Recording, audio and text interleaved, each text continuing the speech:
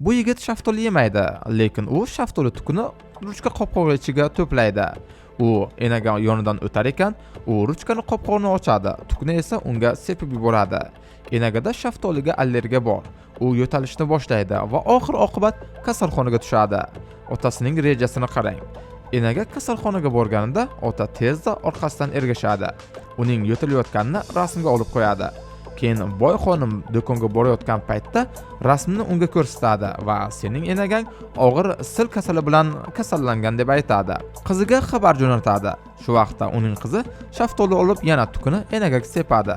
Bu safar enaga hushdan ketay deb qoladi. Ota esa musordagi sochiqni olib ustiga ketchup suradi va u qon tupuryapti deb aytadi. Natijada esa boy xonim dahshatdan hushini yo'qotadi. Enagasini esa ishdan haydaydi. Keyingi kun ota o'zining xotinini enaga sifatida tavsiya qiladi va u boy xonimning uyiga ishga yuboriladi. Endi ular har kuni uyni bayramga aylantirib zavqlanib yashaydi. Lekin bir kuni eshik qo'ng'irog'i jiringlaydi. Ostonada esa